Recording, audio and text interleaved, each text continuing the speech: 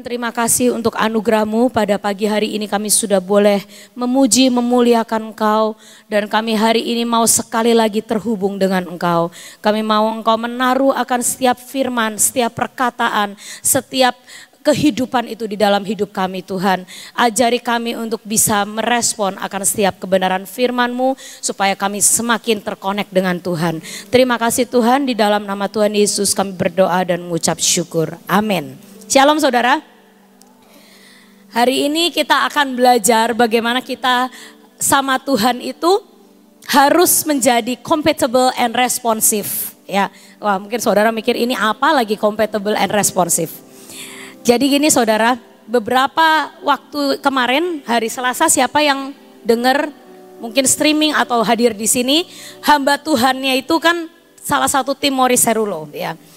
Dan dia waktu sharing dia berkata, ya, orang yang diangkat itu yang apa saudara? Yang sinyalnya nyambung sama surga.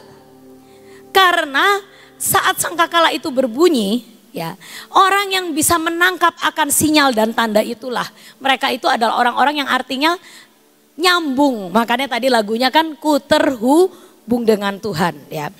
Dan juga waktu besok paginya di PW, ya, hamba Tuhannya juga ngomong hal yang sama. Kamu itu mau nggak respon untuk menerima akan kuasa akhir zaman ini. Nah, jadi hari-hari ini firman-Nya saling melengkapi, yaitu bagaimana kita itu harus bisa untuk menangkap akan sinyal yang dari surga, menerima kuasa dari surga untuk kita menjalani kehidupan. Ya, nah sebelumnya kita baca dulu. Kenapa orang Kristen itu harus menjadi compatible dan responsif terhadap firman Tuhan dan terhadap roh Tuhan. Ya, karena kalau kita ini sebagai orang Kristen, ya, badan di sini, tapi hati dan pikiran nggak ke Tuhan, bisa nggak saudara? Bisa. Kalau ada seorang Kristen, dia tidak punya sebenarnya relationship sama Tuhan, tapi dia mau bikin gereja, bisa nggak saudara? Bisa. Selama orang itu punya dana, orang itu manggil-manggil hamba Tuhan, kumpulin jemaat, ya. Terus apa lagi? Menyewa gedung, membayar listrik, orang itu akan bisa mendirikan pelayanan gereja dan sebagainya tanpa dia terkonek dengan Tuhan. Sekali lagi juga, kita main musik atau kita menyanyi di panggung ini tanpa kita terkonek sama Tuhan, bisa apa enggak? Bisa. Dan itu yang mengerikan. Karena sesungguhnya kita sangat bisa melakukan seluruh pelayanan kita tanpa kita sebenarnya terhubung dengan Tuhan.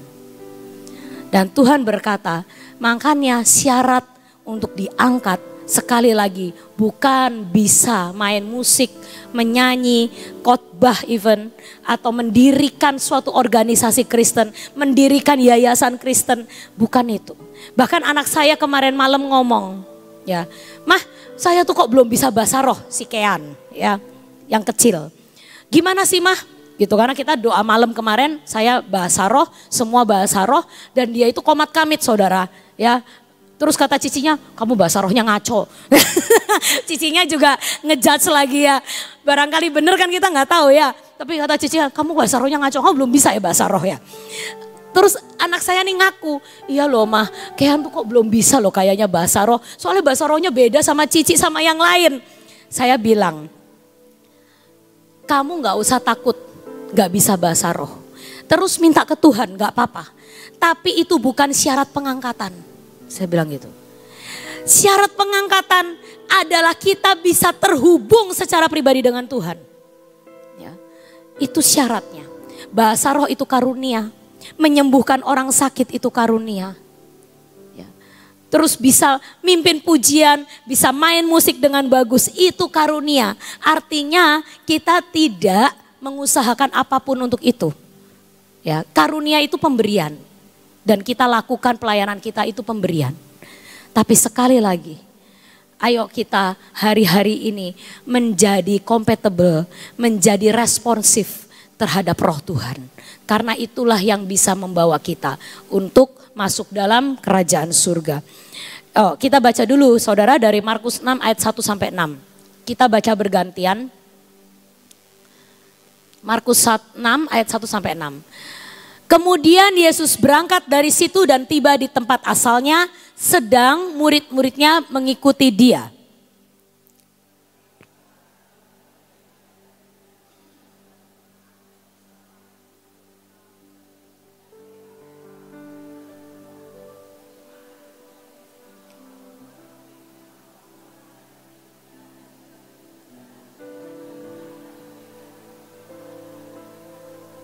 Oke.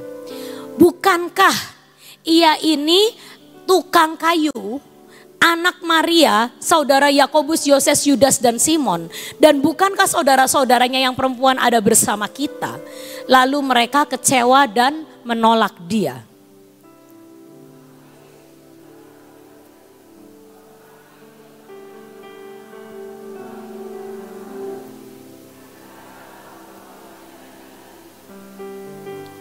Ia tidak dapat mengadakan satu mujizat pun di sana kecuali menyembuhkan beberapa orang sakit dengan meletakkan tangannya atas mereka. 6, bersama-sama, ia merasa heran atas ketidakpercayaan mereka. Nah, kita sampai sini. Saudara, ada hal yang membuat saudara bertanya-tanya enggak? Tuhan itu berkuasa apa enggak, saudara? Dia pencipta langit bumi. Waktu bumi belum ada apa-apa, dia berfirman semuanya jadi, betul?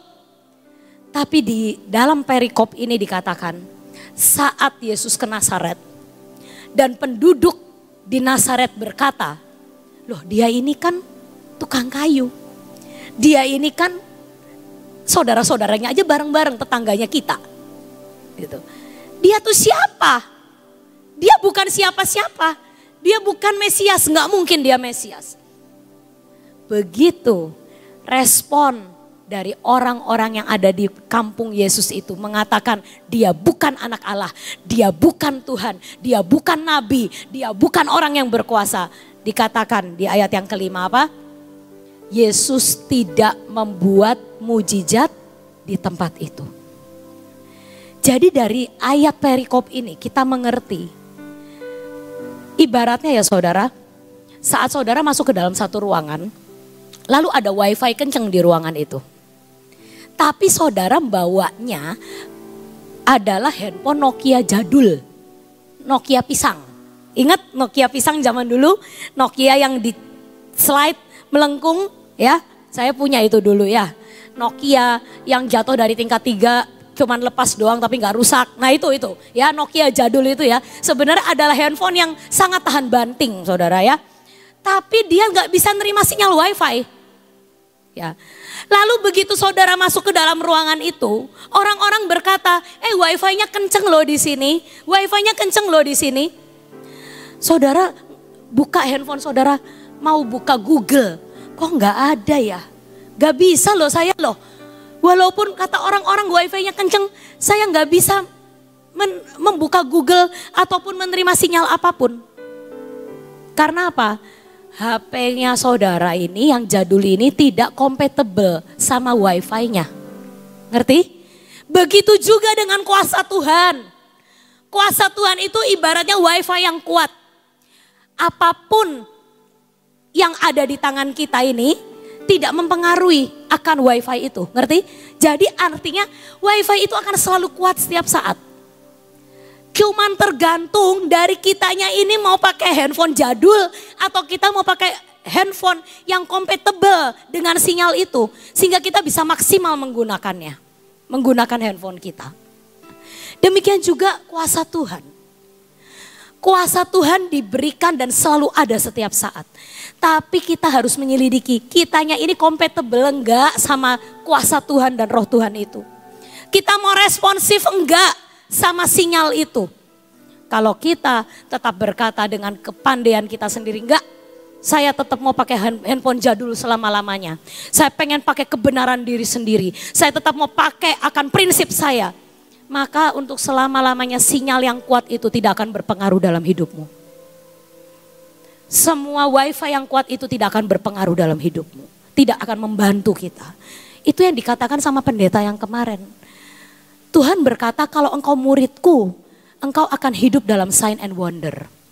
Tapi begitu banyak orang Kristen yang hari-hari ini sudah tidak percaya lagi sama sign and wonder. Saat ada sign and wonder, mereka malah mencibir. Saat ada sign and wonder, mereka malah berkata, ah itu sesat. Saudara, hari ini pilihan di tangan kita.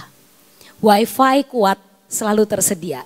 Tergantung kita mau pakai handphone apa. Kuasa Tuhan, kuasa Yesus, dahulu sekarang selamanya tetap sama.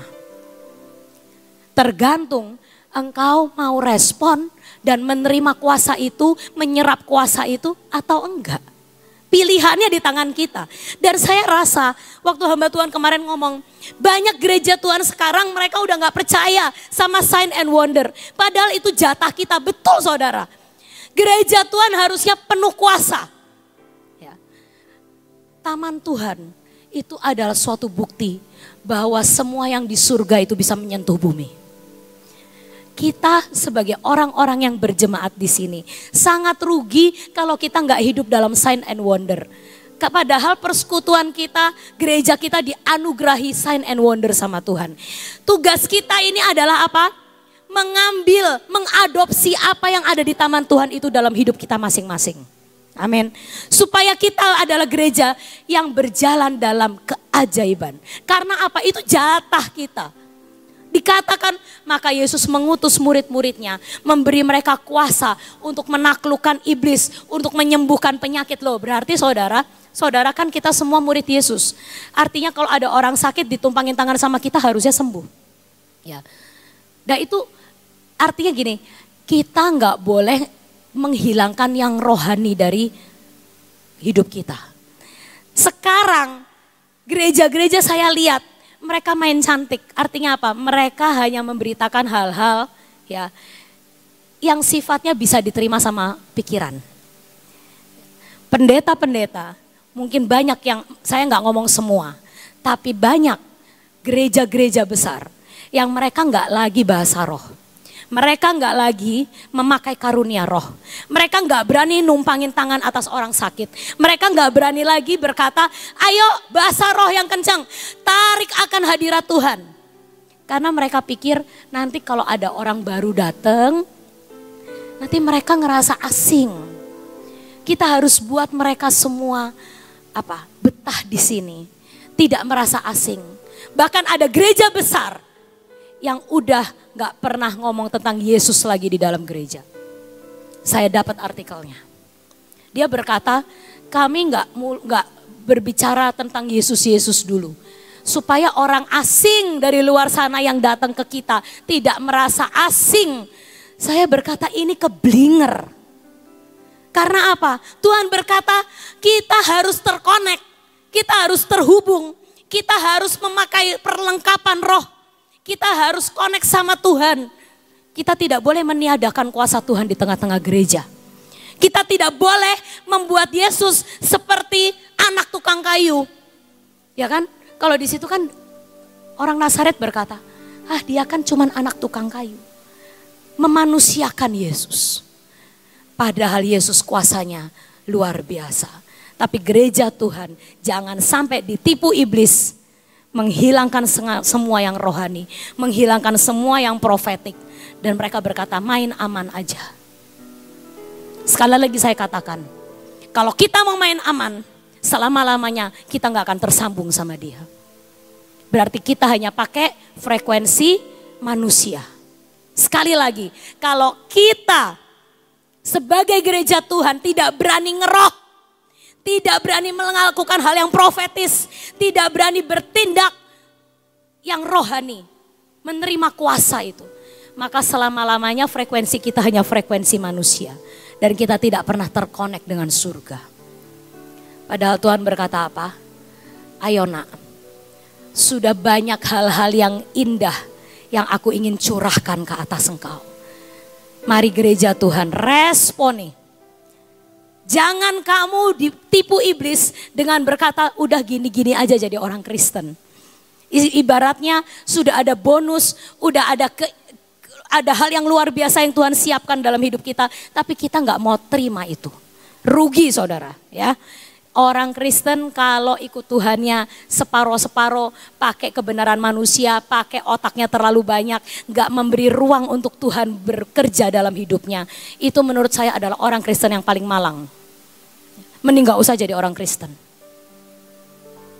Tapi kalau kita sudah menamakan diri kita pengikut Kristus, maka kita harus siap terima kuasa. Kita harus siap terima sign and wonder, karena itu jatah kita. Kita harus siap terhubung setiap saat sama Tuhan. Kita terkonek supaya kita menikmati setiap anugerahnya. Amin. Saya mau sharing sedikit, ada video klip yang akan kita lihat. Di video klip ini saudara akan tahu bahwa tubuh kita ini seharusnya didesain untuk menerima sinyal yang ilahi. Ya, yuk kita. Tahukah kalau nama Tuhan itu tertulis di DNA kita? Perhatikan deh, semua karya seni, lukisan, patung, dan lain sebagainya selalu tertulis nama penciptanya.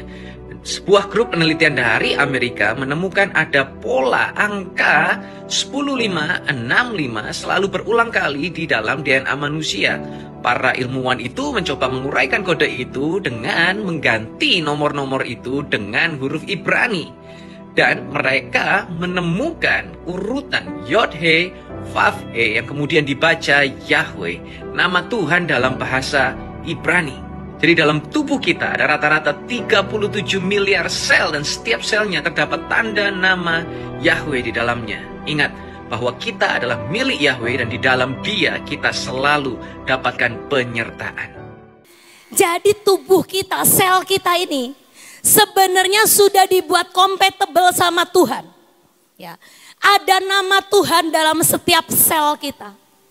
Dikatakan di dalam tubuh kita ada 37 miliar. 37 miliar sel. Dan setiap selnya kalau diuraikan dikatakan ada kode nama Yahweh. Artinya kita ini sebenarnya diproduksi oleh Tuhan. Seperti ibaratnya kalau handphone sudah bisa nyambung sama wifi-nya Tuhan. Di dalam hidup kita sudah ada nama Yahweh. Tinggal masalahnya kita mau pakai apa enggak akan koneksi itu. Kalau kita sebagai orang Kristen kita meragukan kuasa Tuhan, kita nggak mau pakai kuasa itu pilihan kita dan kita tidak akan mengalami apa-apa. Saudara tahu kan kalau orang Yahudi, orang Farisi, orang Saduki itu kenal sama Yesus. Mereka bahkan sering berdiskusi Alkitab, berdiskusi, Yesus sering diundang untuk berdiskusi firman Taurat sama mereka. Mereka punya hubungan sama Yesus, orang Farisi dan orang Saduki itu. Tapi siapa di antara orang Farisi itu yang terkonek sama Tuhan? Cuman satu, namanya Nikodemus.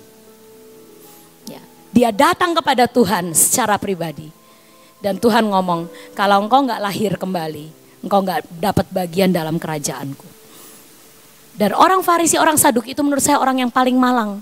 Mereka tiap hari hidup di bait Allah, tapi tidak pernah mengalami Tuhan secara pribadi. Dan banyak orang-orang Kristen hari-hari ini juga ngalamin hal yang sama. Mereka punya DNA ilahi dalam hidupnya, tapi mereka gak pernah ngalamin yang ilahi. Mereka punya kuasa dalam hidupnya, tapi mereka gak pernah menggunakan kuasanya. Hari ini saya katakan kita harus sekali lagi berkata, Tuhan, dalam DNA aku ada penangkap-penangkap sinyalmu. Dan hari ini aku mau mengaktifkan semua untuk hidupku ini responsif terhadap kuasa Tuhan. Amin, saudara. Nah, saya mau kasih contoh ya saudara. Saya mau kasih contoh satu aja, supaya saudara ingat contoh ini. Suatu hari kemarin saya pergi ke Parakan, lalu saya itu lagi ngobrol-ngobrol sama mertua saya, tiba-tiba ada satu pegawai tokonya dari mertua saya ini yang sudah ikut lama, setia banget ya, istilahnya dia selalu on position jaga toko dengan baik. Dia itu datengin saya, terus dia kesaksian, Cik Sofi, aku baru ngalamin hal yang luar biasa. Oh gimana? Saya itu pernah suatu saat mendengar firman dari hamba Tuhan atau Ibu Nani atau Ibu Iin, saya lupa. Tapi pokoknya mereka berbicara tentang namanya pelayanan malaikat. Ya. Lalu saya dengar khotbah itu, saya oh bisa ya kayak gitu ya. Ternyata kita itu disiapin malaikat-malaikat yang untuk menolong hidup kita. Ya kan? Nah, dia dengar dan dia masukkan ke dalam hatinya. Dia ingat firman itu, dia tidak membuang firman itu, dia meresponi firman itu. Dia berkata, oh berarti hidupku ini punya malaikat. Dan kalau ada hal yang aku harus hadapi, kesulitan yang harus aku hadapi, berarti aku bisa memakai malaikatku. Firmannya direspon. Suatu hari anaknya dia itu nelpon. Anaknya sudah lulus, nilainya baik, anaknya pinter, dan kerja di Jakarta. Suatu hari dia ngomong, Mak, saya nih sudah lama bekerja di perusahaan ini. Dari saya lulus, saya kerja dengan setia. Tapi perusahaan ini nih Mak, HRD-nya rada apa ya, bulit ya. Kalau bulit itu bahasa Cirebon, curang. Dia bertahun-tahun tidak pernah ngangkat saya jadi pegawai tetap. Supaya apa? Ya itu supaya gajinya kecil terus ya saudara ya. Kan orang biasa gitu, dimanfaatkan anaknya kerjanya bagus. Tapi pikir aduh eman-eman nih kalau anak model kayak gini diangkat jadi pegawai tetap. Nanti harus upahnya minimal UMR. Sedangkan UMR Jakarta sekarang kan kok gak salah 5 juta. Ya kan, jadi udah mahal sekali. Jadi perusahaan ini ada yang seringkali menekan supaya sebisa mungkin jangan ada yang jadi pegawai tetap. Semuanya jadi pegawai sementara supaya bisa dikasih bawah UMR. Jadi anaknya ini ngomong, Mak, HRD saya ini loh Mak, keterlaluan. Sudah bertahun-tahun saya kerja di sini, tidak pernah dijadikan pegawai tetap. Lalu mamahnya ini bilang, ya terus gimana? Karena mama ini kan bukan orang berpengaruh. Gak bisa nelpon bosnya kan, hei itu HRD kamu itu tolong yang benar. Enggak kan, saya gak bisa apa-apa.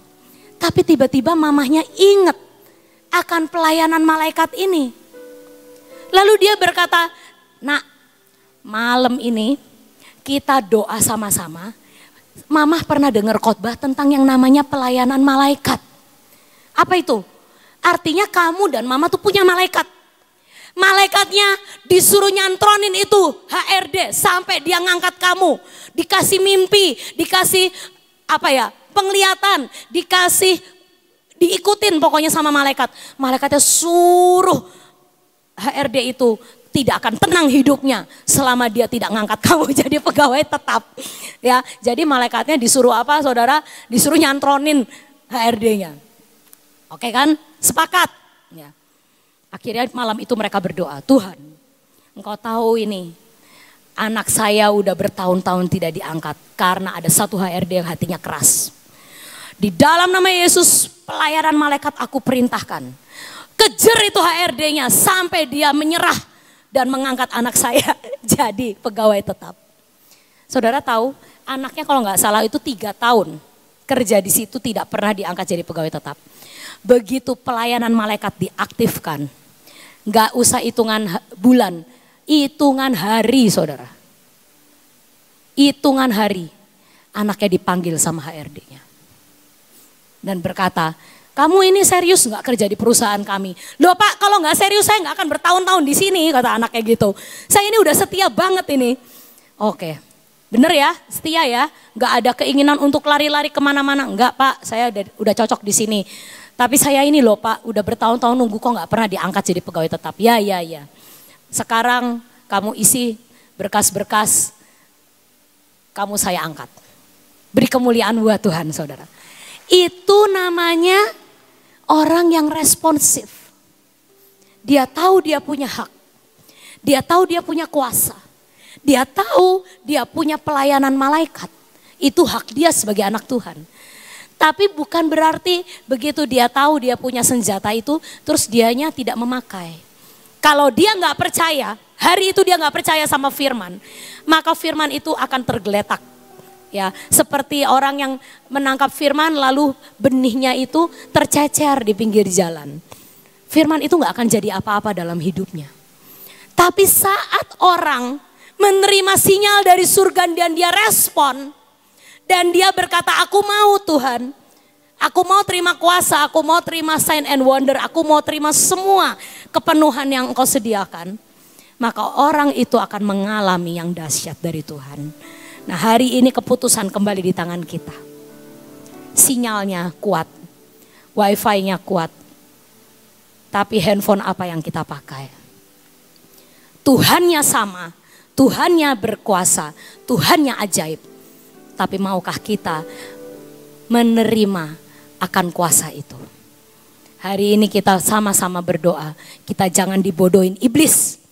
Iblis hari-hari ini sedang melancarkan suatu kebenaran yang diputar-balikan. Iblis membawa gereja Tuhan untuk tidak lagi mengalami kuasa. Iblis membawa gereja Tuhan tidak lagi mau yang rohani. Gereja Tuhan dikatakan udah yang biasa saja, yang normal-normal saja, yang bisa diterima oleh pikiran manusia. Sekali lagi saya katakan, mari kita ngeroh, saudara. Mari kita berjalan di dalam roh dan kebenaran.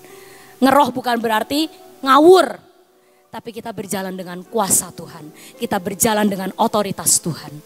Saat kita menumpangkan tangan atas orang sakit, dia sembuh. Saat kita berkata-kata dengan perkataan kita, kita pun menyembuhkan orang. Di saat kita berjalan, kita menjadi berkat buat banyak orang. Gereja Tuhan penuh kuasa di akhir zaman ini untuk menyelesaikan pekerjaan Tuhan. Amin, saudara. Siap terima kuasa? Hari ini kita katakan sama-sama di dalam nama Yesus. Aku terima kuasa. Aku terima kepenuhan ilahi. Aku terhubung dengan Tuhan. Aku compatible dengan Tuhan. Dan aku responsif terhadap firman Tuhan. Amin. Ayo kita periksa masing-masing. Sudah on atau masih off? Ya. Tadi udah diceritain semuanya. Tinggal ada responsif dalam hidup kita untuk on. Ya. Kalau tadi tentang hal HP itu kan lo mau nyantel ke wifi itu kan mesti di on kan dulu. Selama kamu nggak on, ya walaupun wifi-nya di sini kuat sekalipun, tapi ini bukan berarti yang sesungguhnya ya. Terus ngomong gini, Mos itu apa wifi di sini apa pengen nyantol? Ini bukan masalah perkara itu ya, tapi perkara rohani ya. Jadi di daerah ini sebenarnya ada yang dinamakan portalnya Tuhan. Ya. Portal itu adalah akses khusus untuk naik ke surga. Dan di sini itu banyak sekali portal-portalnya. Ya. Akses naik ke surga. Nah, tapi perlu yang dinamakan, yang tadi diumpamakan dengan harus on. Selama kamu off itu nggak bisa. Jadi kita koreksi diri. Kalau kamu mengatakan, nah gimana onnya? Gimana onnya? Nah, dikatakan yang berhubung dengan Tuhan. Salah satu hal yang kita bisa berhubung dengan Tuhan itu adalah penyembahan dan pujian. Penyembahan pujian itu salah satu akses untuk kita ada di portal dan kita itu bisa langsung berhubung dengan Tuhan. Karena apa? Saudara begini ya. Ini prakteknya ya. Ini yang saya praktekkan dalam kehidupan saya.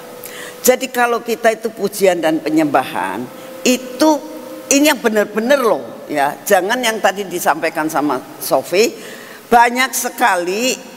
Tolong ini kurang bagus. Banyak sekali ya.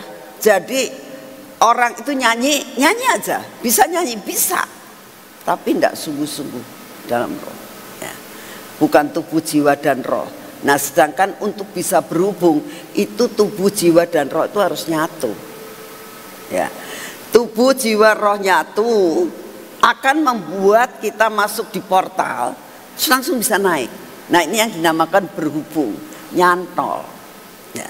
Salah satunya adalah penyembahan dan pujian. Kenapa saya itu kalau di Mahligai itu bisa lama ya. Kadang-kadang saya bisa tersentuh sampai saya itu nangis gitu ya kalau sama Tuhan. Karena nyantol. Dan di Mahligai itu portalnya luar biasa. saya mau sampaikan, itu ada 2 malaikat kanan kiri, dan banyak sekali malaikat yang seringkali naik turun di tangga itu, di tangga Maliga itu. Ya. Kalau saya udah melihat itu, melihat kanan kiri ada malaikat, terus ada itu, betah banget. Untuk di situ tuh betah banget. Sampai saya bilang, duh Tuhan, gak ada tempat yang lebih indah daripada tempat kalau saya sudah duduk di tempat ini. Karena nyantol gitu loh. Sehingga kita itu bisa berhubung dengan Tuhan. Dan hari-hari ini kan gini, kemarin waktu disampaikan firman Tuhan tentang kedatangan Tuhan itu sudah amat sangat singkat, untuk rapture maksudnya. Dan ada yang dibawa, ada yang tidak, karena ada yang nyantol, ada yang tidak gitu ya. Nah, kita saat ini mempersiapkan benar-benar, dimanapun juga berada, itu Tuhan itu selalu menolong. Saya seringkali merasakan akan hal itu. Tadi malam, ini saya cerita tadi malam. Tadi malam itu saya lagi di rumah Freddy Sophie, lagi makan sendirian sayanya ya. Sophie, Freddy pergi, Kailanya masih ada di Gracia, terus ada les segala macam, Keannya masih les ya. Sendiri saya, aduh sepi banget gitu. Tapi ya saya menikmati segala sesuatu bersama dengan Tuhan. Selesai tak tungguin ya, si Keannya ngomong, Oma saya mau ke atas. Selesai les tuh, saya mau mandi. Sesudah itu minta maaf, Kean tuh nggak mau turun lagi. Ya, gitu. Kenapa? Mau nonton. Nah, berarti kan Nang nggak mungkin bisa turun, sayanya nggak ketemu lagi. Si Kailanya les sama teman-temannya. Saya kok di situ. Udahlah saya pulang. Gitu. Hujan gede ya, tadi malam kan hujan gede. Saya mau pulang, ini rada aduh. Ini banjir di daerah situ ya, otomatis kan takut kepleset sayanya ya. Saya keluar, aduh banjir ya, saya gitu ya, hujan lagi. Saya lagi merenung, tiba-tiba ingat pelayanan malaikat ya, tadi tentang pelayanan. Saya bilang, Tuhan kirimkan malaikat sini, kamu gandeng saya ya. Saya bilang, pegang kaki saya mau ke rumah. Saya bilang, jangan sampai saya kepleset, sebab lantainya cukup licin. Saya minta pelayanan malaikat, kanan kiri gandeng saya, kaki dipegangin, saya mau jalan ke rumah. Saya bilang gitu. Dalam nama Tuhan Yesus saya jalan, dalam keadaan hujan gede saudara. Saya mau nunggu ngapain di rumahnya, di rumahnya mereka nggak ada orang ya, mending saya di kamar aja. Jadi akhirnya saya jalan sampai, terima kasih Tuhan Yesus, sudah sampai di rumah kan, terima kasih Tuhan Yesus, sudah malaikat cukuplah ini. Tapi kalau kau mau main-main di rumah saya, oke boleh gitu. Saya belajar untuk benar-benar berbicara ya. Mungkin orang untung nggak ada mbak ya, nggak ada mbak, pikirnya ini Ibu Nani ngomong sama siapa ya. Saya benar-benar mengucapkan dengan perkataan, tidak dalam hati. Malaikat kirim ya kamu, Tuhan Yesus kirim malaikatmu ke sini gitu. Pegangin tangan saya kanan, pegangin tangan saya kiri, kaki saya dipegangin ya, saya mau jalan ke rumah gitu. Jadi saya ngomong, saudara nggak usah takut, saudara matamu akan dibuka oleh Tuhan. Jadi yang tadi Sophie katakan, ini masalah sign and wonder harus kita alami ya. Mungkin orang lain ngomong ini ajaran sesat, nggak peduli ya. Yang penting inilah akhir zaman. Jadi nanti waktu kita doa 15 jam itu kan judulnya adalah apa? Tiuplah nafiri di Sion ya. Sebenarnya saya rada takut, saudara, rada takut untuk menyampaikan firman ini. Saya pun waktu mendapatkan ini sampai dredeg, aduh, kok sudah harus ditiup ya? Terus saya dengar suara,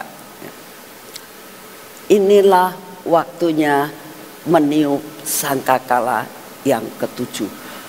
Takut tambahan sayanya, duh Tuhan, kalau bisa jangan saya yang nyampaikan firman Tuhan perkara ini. Takut, sungguh-sungguh takut ya. Tapi dengan berjalannya waktu, terus Tuhan pun memberikan banyak sekali bahan-bahan tentang nafiri yang ketujuh, ya, sangkakala yang ketujuh. Terus itu sampai nggak berani tak pakai. Saya sudah punya bahannya semua. Saya bilang ini buat saya saja, buat saya saja. Tuhan, saya minta tempat yang lain lagi. Terus akhirnya ada beberapa orang yang ngomong sama saya, Bu Nani, saya tadi malam 2 malam berturut-turut, dia bilang, dengar suara sangkakala. Nah, itu satu tanda saya tidak boleh menyimpan perkara ini. Terus setelah itu saya ngomong, Tuhan, malam-malam saya bangunin sih, aku juga pengen denger tuh suara sangkakala itu. Nah, kamu kan udah dikasih tahu, kamu suruh menyampaikan, masih kurang gitu. Pengen denger lagi gitu. Tapi tadi malam tak tunggu-tunggu, nggak dikasih, saudara ya. Tapi saya tidak marah sama Tuhan, saya bilang biar Tuhan saja yang lakukan hal itu. Terus tiba-tiba ada timnya dari Dr. Morris nyampaikan perkara itu. Saya bilang, wah, ya sudahlah. Lalu saya dengar beberapa khotbah hamba dari nabi-nabi tentang rapture juga. Waduh. Ya sudah Tuhan, saya tahu bahwa apa yang harus disampaikan untuk tanggal 30 itu harus dan sudah harus disampaikan ya. Saya berdoa biarlah nggak usah takut seperti saya, karena setelah saya diberi penerangan, oh begini ya, saya ngerti ya. Jadi siapkan hati untuk tanggal 30 November itu, jangan ngantuk, dengerin benar-benar supaya kita tahu ini waktunya kita harus punya koneksi dengan Tuhan. Ini waktunya kita itu harus sungguh-sungguh dan tidak boleh santai-santai. Saya berdoa kalian bisa meresponi akan hal ini sehingga ya pada saat kapanpun itu Tuhan datang, kita akan tetap ketemu di awan-awan. Satu hal lagi, kemarin ada yang WA sama saya jadi loh, dia ngomong gini, Bu Nani, saya ini mau bisnis, dia bilang gitu. Terus saya itu pengen untuk kita itu dia punya franchise gitu ya, yang dia harus diperpanjang lagi gitu. Menurut Ibu Nani gimana ya? Ini kan Tuhan sudah mau datang, udah rapture. Ini diperpanjang nggak atau saya berhenti aja? Saya bilang ya perpanjang aja, nggak apa-apa. Kenapa tuh? Gitu. Loh, katanya 2026 mau ada pengangkatan. Kata siapa sih bilang? Ya. Bukannya Ibu Nani pernah ngomong gitu? Kayaknya saya nggak pernah loh ngomong gitu, saya bilang gitu.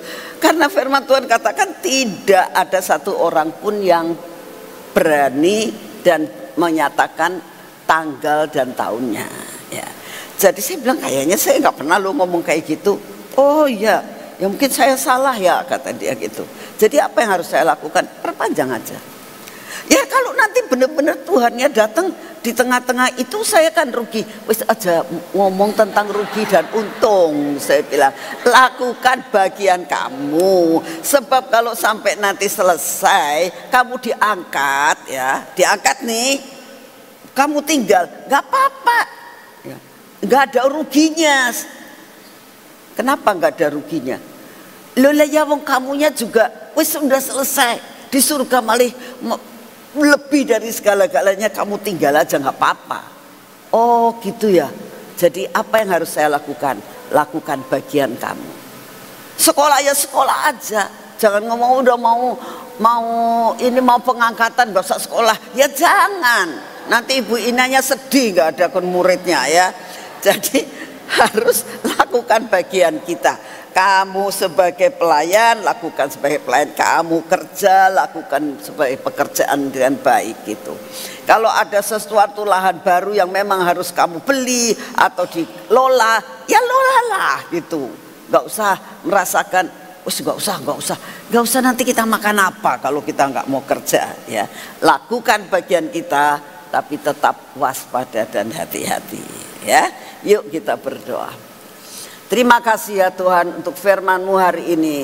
Kami tahu hari-hari ini Engkau bangkitkan kami untuk kami memeriksa hidup kami harus on position Tuhan.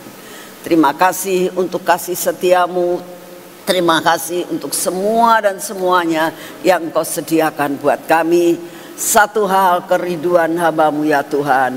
Biar semua yang ada di tempat ini, yang mendengar streaming ini Tuhan, dibawa masuk dalam posisi yang benar. Sampai kapanpun Engkau datang, kami siap buat diangkat. Terima kasih untuk semuanya. Terima kasih Tuhan. Terima kasih untuk kasih setiamu yang tidak pernah berubah. Bapa yang di surga, saat ini kami datang di hadapan-Mu, kami tetap mau mendukung doa Tuhan untuk pemerintahan negara kami ini. Untuk tanggal 27 ini Tuhan, akan diadakan pemilihan pilkada. Kami minta di dalam nama-Mu, Engkau terus bekerja. Tentukan yang berasal daripada-Mu. Engkau batalkan segala sesuatu usaha dari kuasa kegelapan yang ingin menghancurkan negara ini dengan bentuk apapun juga. Kami minta dalam nama-Mu Tuhan, dengan sehati kami berdoa pada pagi hari ini.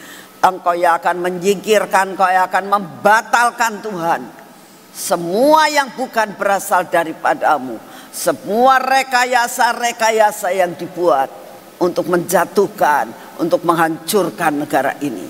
Kami tahu firman-Mu harus jadi 5 tahun ke depan semua ada dalam pemeliharaan-Mu. Terima kasih untuk semuanya. Demikian juga untuk pilkada di kota ini Tuhan. Kami minta dalam nama-Mu, pilihkan yang terbaik. Pilihkan yang terbaik Tuhan. Kami sungguh rindu tidak ada perpecahan di kota kami. Semua setuju untuk mendukung yang Engkau pilih Tuhan. Terima kasih untuk semuanya. Kami mau menyerahkan keamanan di negara kami ini, dimanapun juga kami berada. Biarlah keamanan ini meliputi akan kota kami, meliputi akan seluruh negara kami. Kami juga berdoa Tuhan, pemerintahan yang baru ini, Engkau buat pemerintahan yang baru ini berjalan bersama-sama, sederap selangkah, mencapai tujuan yang sesungguhnya yang Engkau sudah rencanakan sampai semua rencana-Mu jadi. Terima kasih untuk kasih setiamu ya Bapak. Kami tetap mau berdoa untuk pemulihan Pondok Daud yang terakhir di tahun ini ya Tuhan. Kami tidak tahu apa yang Kau mau untuk tahun depan, tapi sampai dengan saat ini kami tahu ada perkara-perkara yang sedang Engkau sediakan buat kami untuk prepare Tuhan, untuk meniup sangkakala yang ketujuh. Engkau tahu Tuhan, sangkakala ketujuh sudah mulai ditiup. Mohon anugerah-Mu Tuhan, supaya pada saat peniupan sangkakala itu kami siap menerima dan kami akan menjadi peniup-peniup sangkakala dimanapun juga Engkau siapkan kami untuk memberitakan kabar dari surga. Terima kasih untuk semuanya Bapak. Saat ini siapkan hati kami, jiwa kami, pikiran kami, semua pelayan yang akan melayani Tuhan kami. Minta dalam nama-Mu seluruh acara Engkau yang pegang. Kami berdoa Tuhan, buat kami tidak ngantuk ya Tuhan. Kami minta kekuatan baru sehingga kami tidak ngantuk. Terima kasih untuk kasih setia-Mu.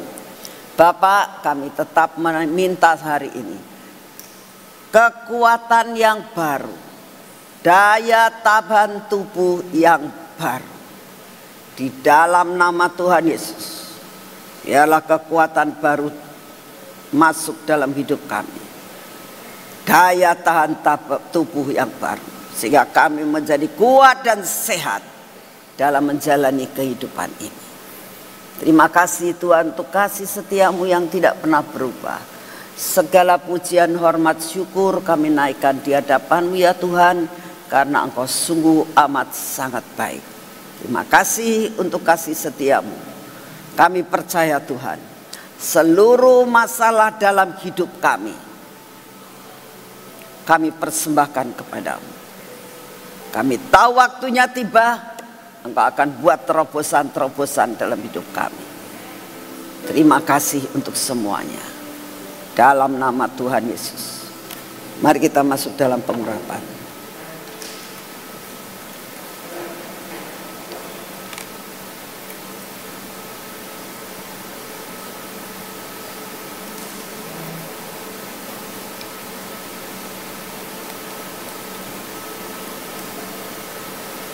Dalam nama Tuhan Yesus.